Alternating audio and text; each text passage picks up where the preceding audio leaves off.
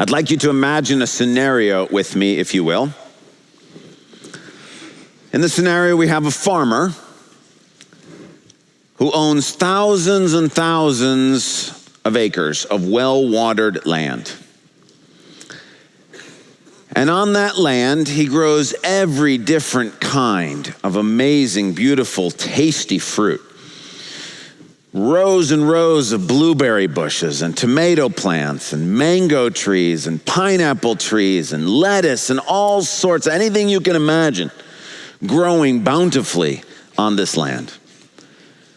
Now the farmer is perfectly satisfied and perfectly happy, but decides out of the kindness of his heart that he would like to share this with others. And so what he decides is he's going to clear some space so that a couple can come and live on his land and enjoy relationship and fellowship with him and enjoy the beauty of creation and experience what it's like to have all of this amazing fruit produced. So the first thing he does is he clears the land. He takes all of the blueberry bushes that were there and the tomato plants and he transplants them and moves them off the 100 acres somewhere else on his farm. Once the land is all cleared, he builds a house so that they can live there. And then he invites a couple to come and live on the land, in the house, to cultivate the land for themselves. When the couple arrives, what's waiting for them is the very first thing they see as they get to the house: bushels and bushels of produce waiting for them, and a note with a promise that there will be more bushels coming every week, even as they begin to cultivate their own land for themselves.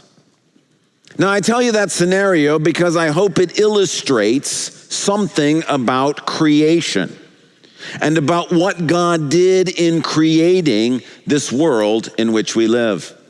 And this morning we want to think about God's first gift to creation, his greatest gift to creation, and his ongoing gift to creation. So let me invite you, if you will, to take a Bible and turn to the book of Genesis, chapter 1. Genesis is the first book in the Bible, and we're in the first chapter. Genesis chapter 1. Now, last week we looked at the very first words in the book of Genesis, the very first words in the Bible, the very first words in human history, the very first words in time, space, and all creation. And they read, "In the beginning, God created the heavens and the earth." And I told you last week that verse, "In the beginning, God created the heavens and the earth," is not really about the mechanics of creation. It's not about the what, it's not about the how, it's not about the when. It's about the who. That God is the subject. God is the creator and we are the creation. God is the one doing all the creation, all of the stuff. He is the subject of all things. This week, we move from the who of creation to the what of creation.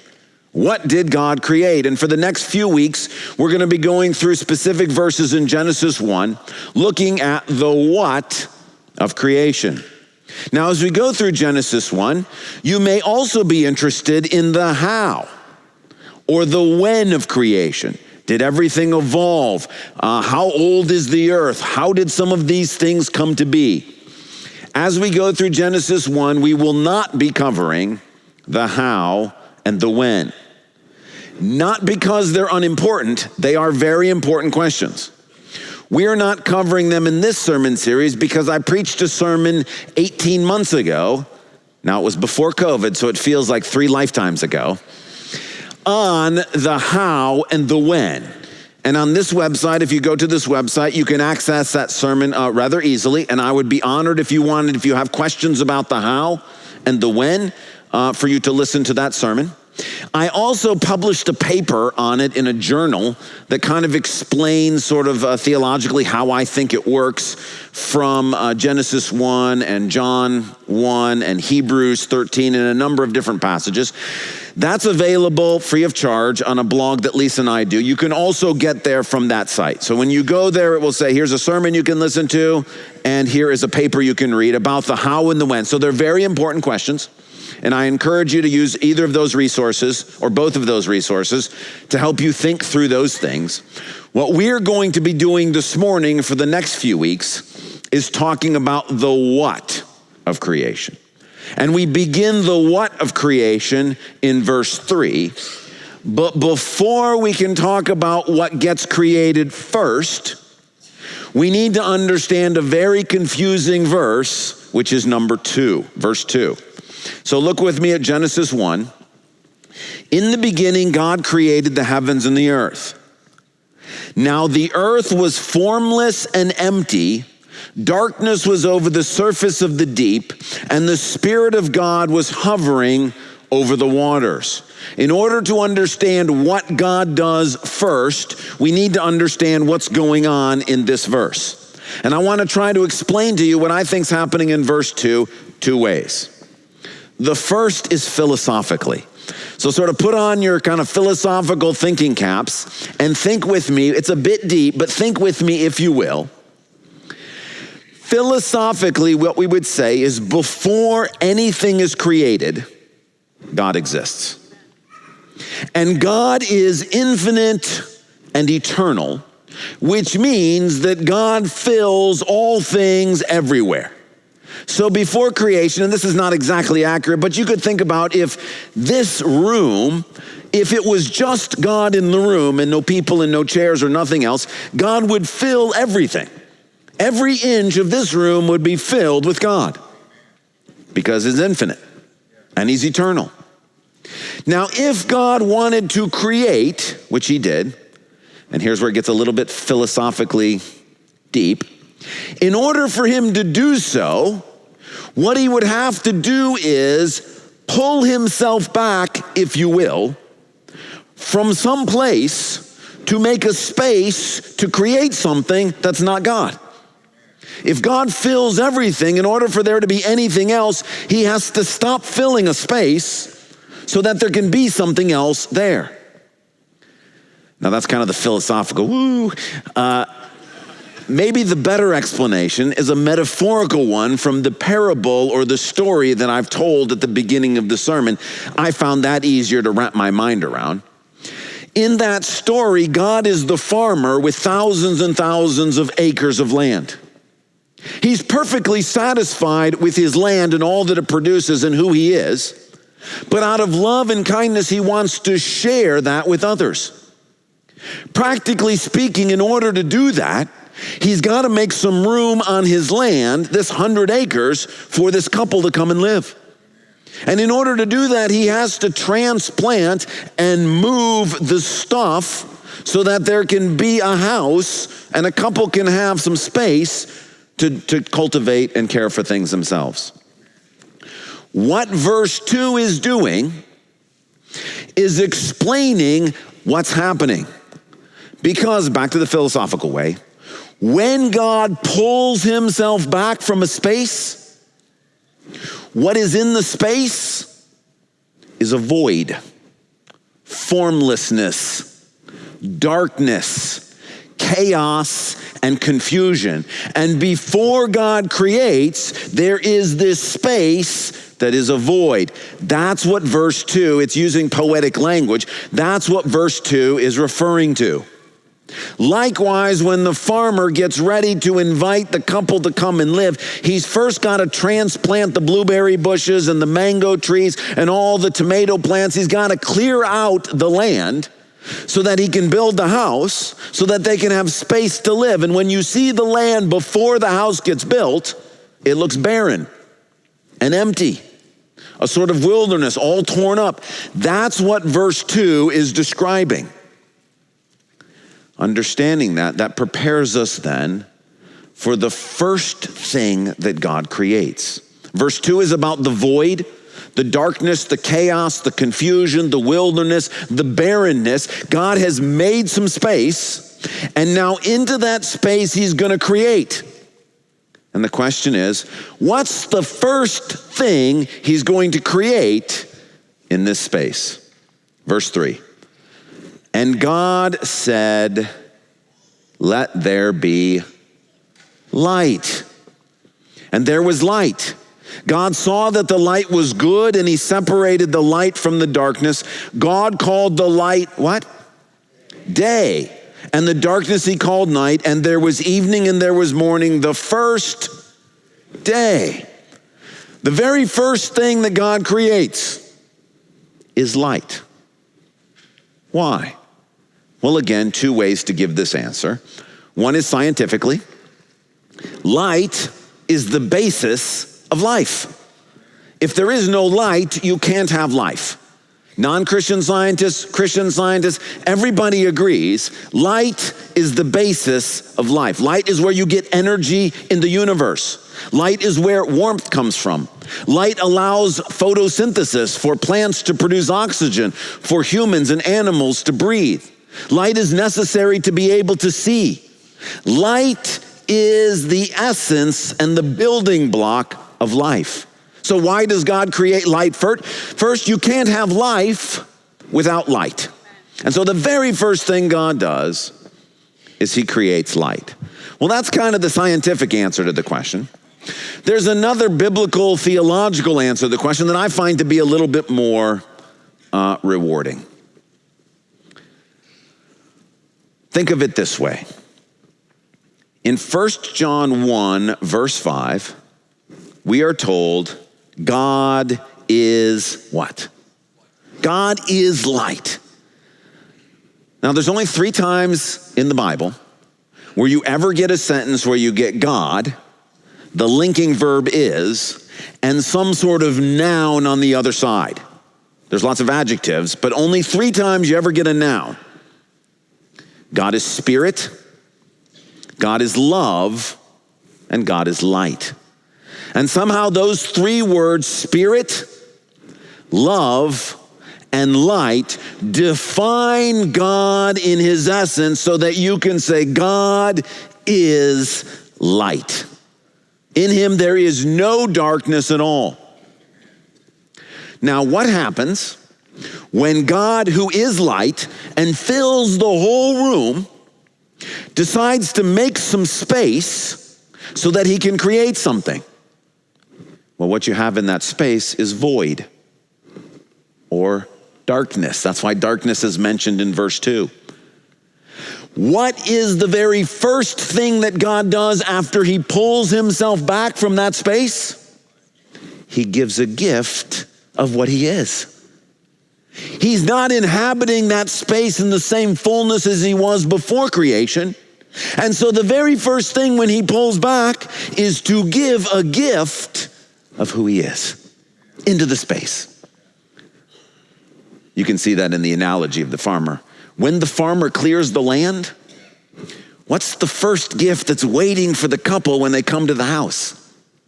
Baskets of produce from the land. The land itself no longer is producing blueberries or tomatoes. That's all being produced other parts of the farm. But the farmer wants the couple to experience the blessing of if the farmer was farming it himself. And so he gives the produce from his land. The very first thing God gives, the very first gift he gives to creation is what he himself produces. The basis of life given by God into this blank, barren, chaotic space. Now that's kind of deep philosophically. So I'm gonna let you have just a minute. You know, I'm a fast talker, and so sometimes in sermons I think, well, I just keep talking and talking. I'm gonna let you have just a minute and think about that. And then we'll go on to the second point.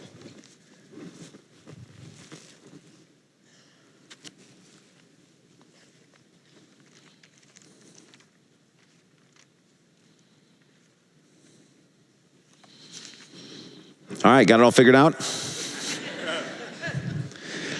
All right, that's God's first gift to creation, light. Genesis 1:3 also points the way towards God's greatest gift to creation. And for that, I'd like to invite you to turn to the book of John, the Gospel of John, chapter 1. That's page 860 if you're using one of the church Bibles. We heard a few of these verses read earlier for us in the service. John chapter 1. When you get there, I want you to notice Genesis 1 begins, in the beginning, God created the heavens and the earth. John chapter 1 begins, in the beginning. So it is also telling us what was going on at the same time Genesis 1 is talking about. But John chapter 1 tells us some other things that we don't find out from Genesis 1. Namely, in the beginning was the Word. This is referring to Jesus.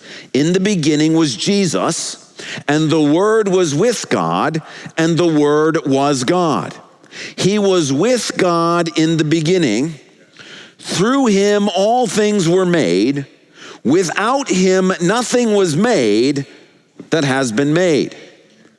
So question, according to John 1, who's the person who actually speaks the words, "Let there be light," in Genesis 1? Jesus. God the Father is creating all things through Jesus, and there is nothing that is created that isn't created through Jesus. And if you want to know who actually said the words, "Let there be light," John is telling us that's Jesus in the beginning, uncreated, with God the Father saying, "Let there be light."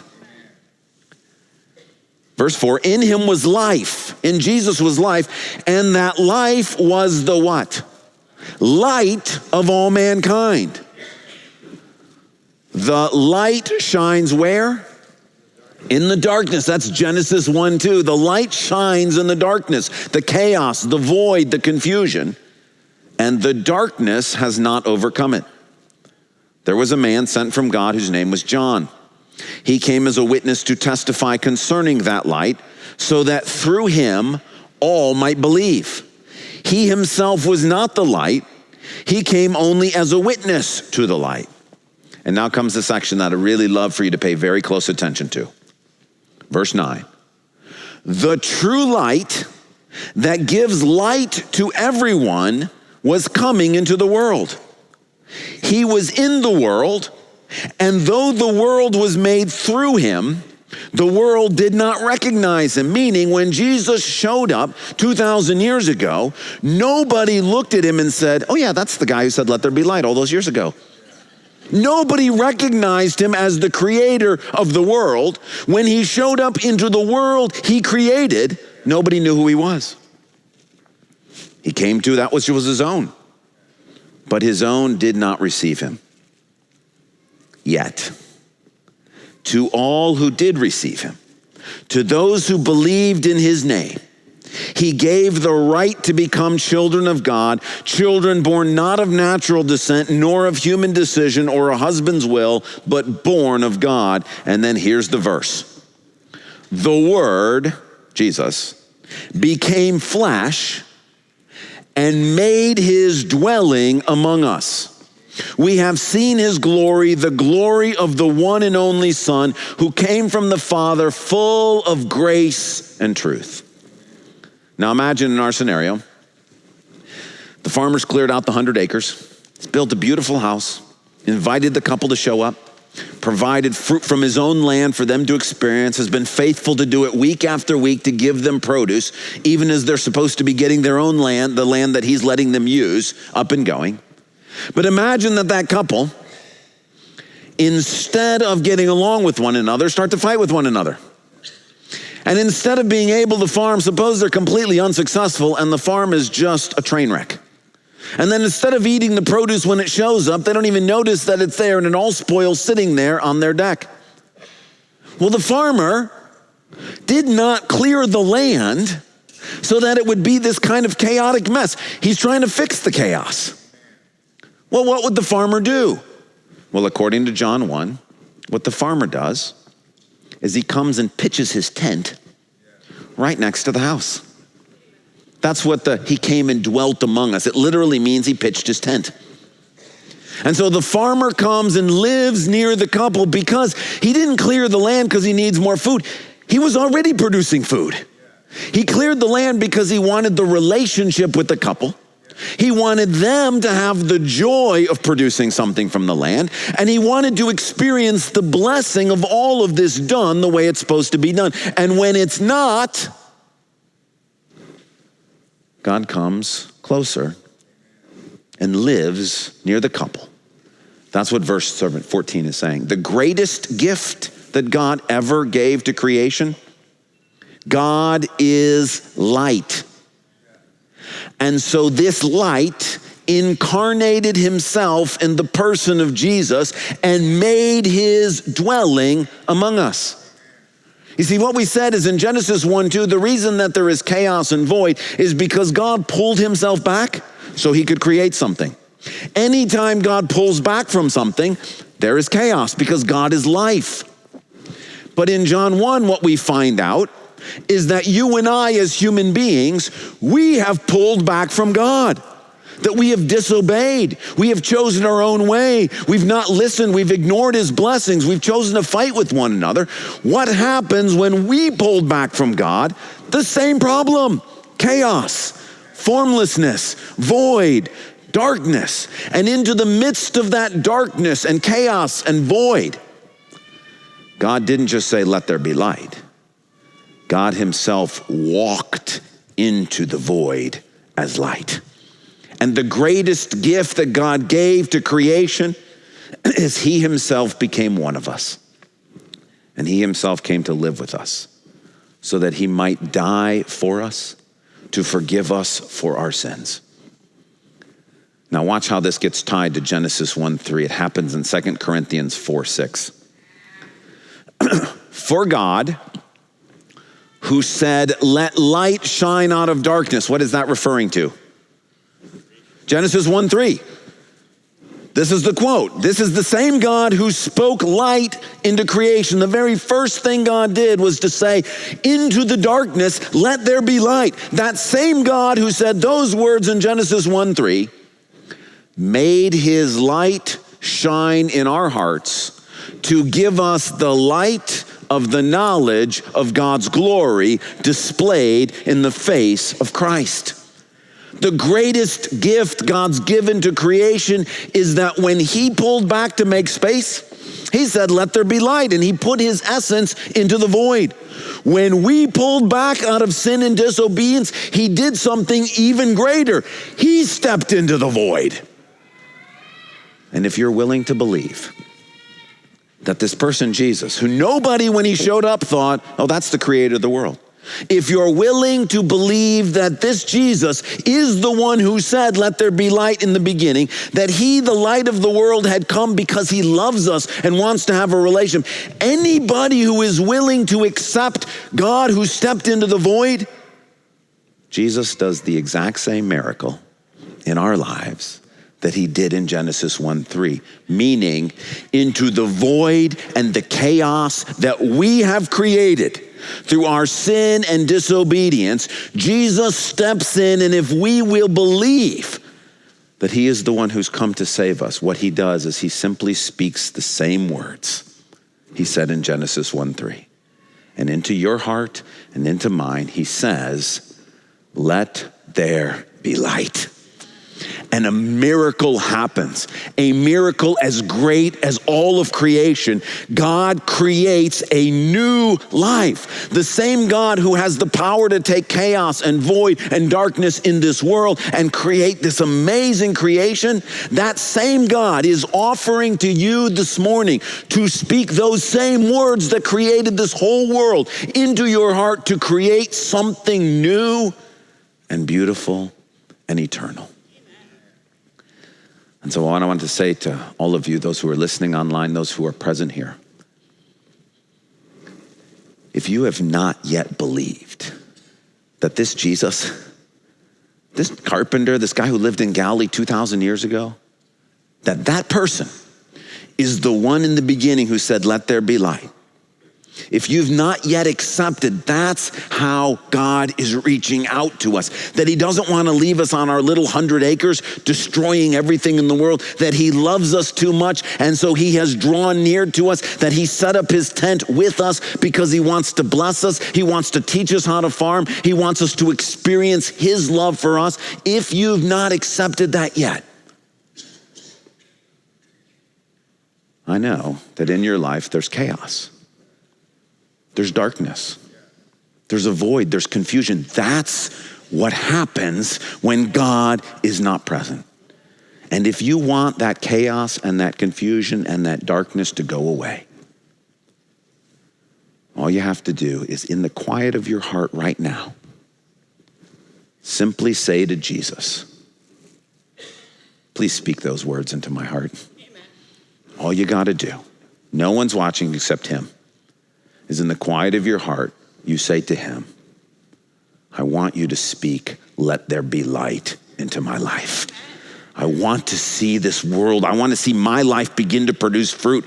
I don't want more of the chaos and more of the darkness and more of the confusion. I want life. And Jesus promises that he will create it. So I want to give you a minute, just in the quiet of your heart. You don't have to raise your hand or come down front or do anything like that. Just in the quiet of your heart. If you want Jesus to create life in your life, just ask him right now to say those words from 2 Corinthians 4 into your, let there be light.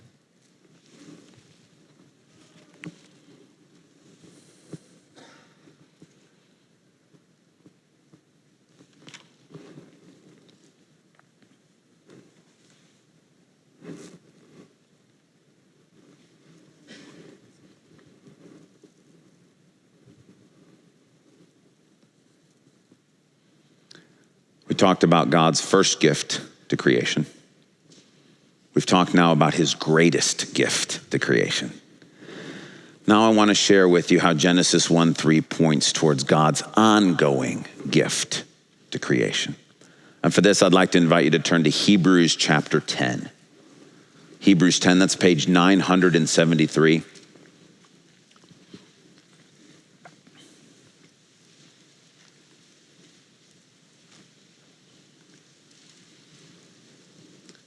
God's first gift to creation is good news for all of humanity.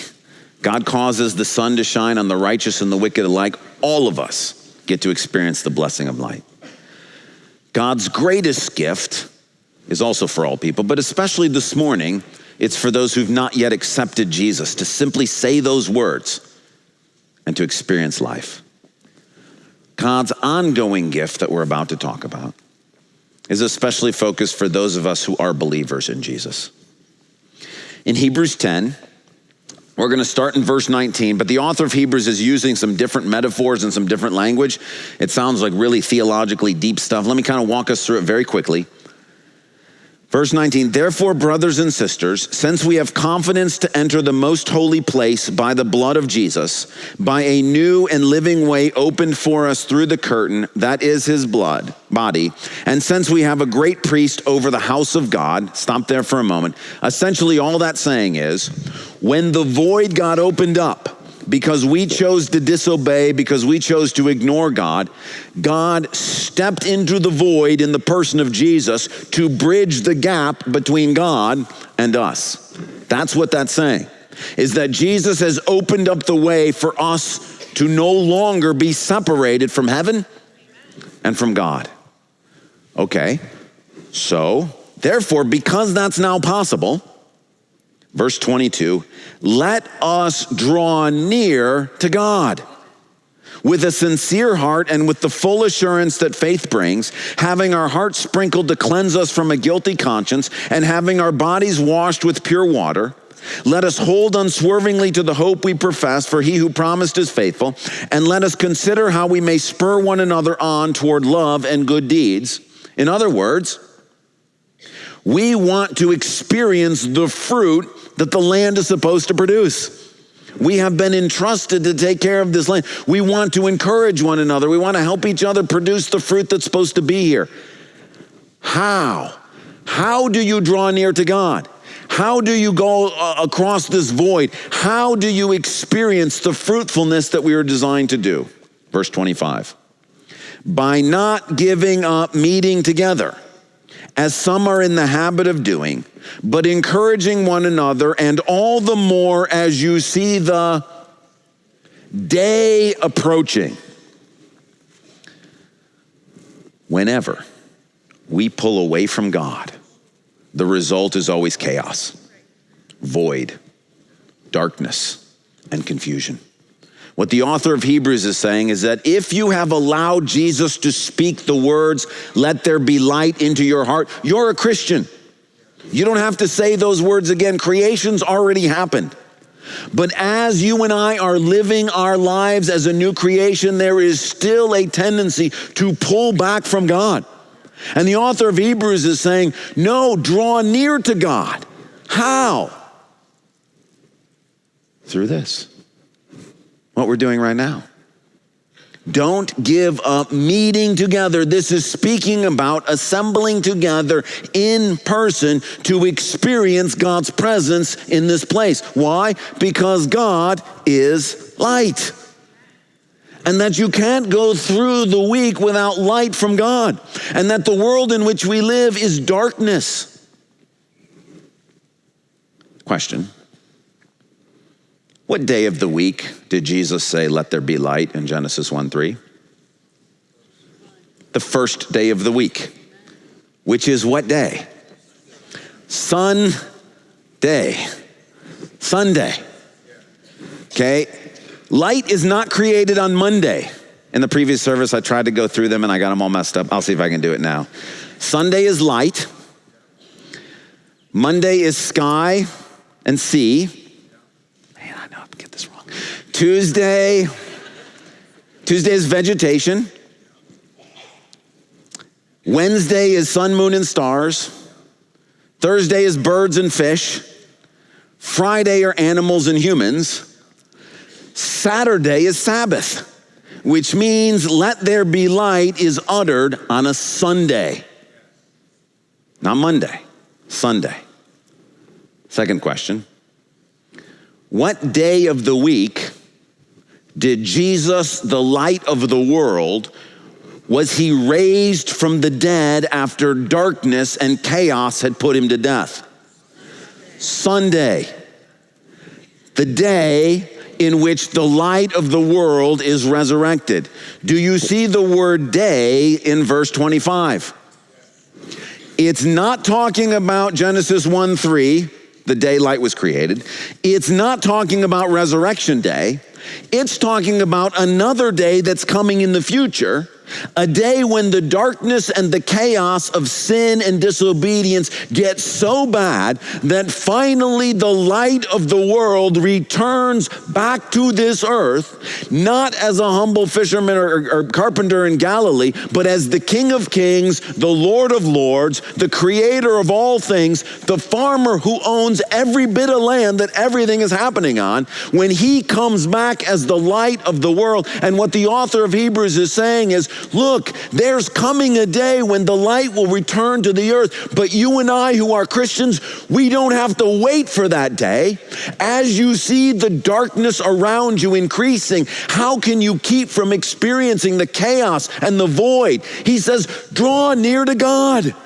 Every week, the farmer puts the bushels of baskets at the house for the couple to enjoy. Every week, God says, I'm not just speaking light long time ago, and I'm not just coming in the person of Jesus 2,000 years ago. Every week, I will be there with you to give you light. See what it says? Don't give up meeting together. To give up assembling together is to pull away from God. I'm telling you, all that is waiting for you if you pull away from God is chaos and darkness and confusion. I love the way he says it. Not giving up meeting together, as some are in the habit of doing. Do you know that not going to church is a habit? It's a habit you develop. We think of it as, oh, I got out of the habit of going to church. No, what actually is happening is you've fallen into the habit of not going to church. Because it's easy, isn't it? It's easy. You're like, well, I'll just take a few weeks off and then a few more weeks off. And then all of a sudden, months or years have gone by, and what is happening? Darkness, chaos, confusion. It's always what happens. You're not a special case. You're not sort of cursed. It happens to everybody. And God's encouragement is, it's like, no, draw near to me. All the more as you see the day approaching. What the author is saying is, look, it's going to get darker and darker out there. Can I get an amen? Does it not feel dark? Does it not feel confusing? Does it not feel chaotic? That is a sign that where we need to be is here, where the light of the world is shining. You cannot make it through weeks and months and years without light. Light is the substance of life. And what's happening out there is chaos. And so God says, I love you too much to abandon you to the darkness. And the more you see the darkness, that should encourage you, come into the light.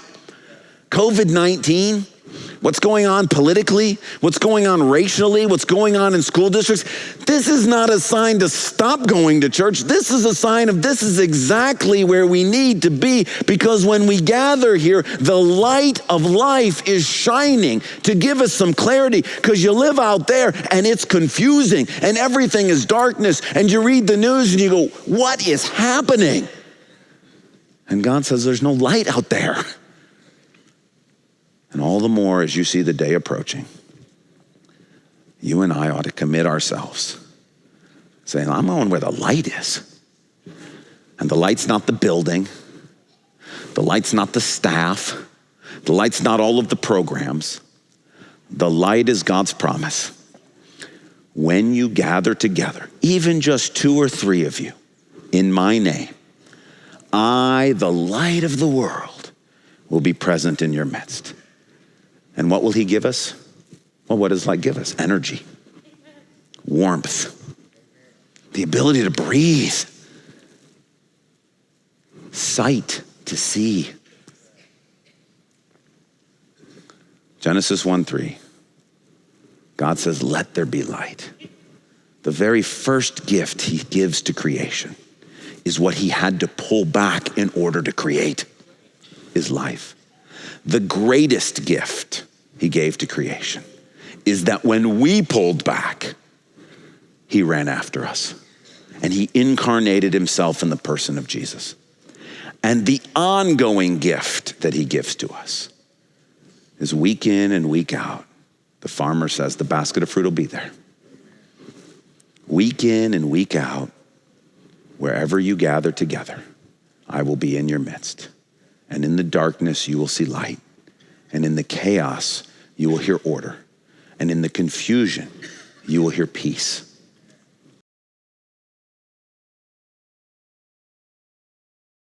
Thank you so much for joining us for this podcast from Calvary Church. We hope this message has brought the light and hope of God's presence into your life, refreshing your soul for the journey the Lord has you on. If you have a spiritual need or would like to connect further with the work God is doing through Calvary Church, seek us out online at calvarygr.org. On our website, you can also find an archive of previous messages from this series. Thanks for listening.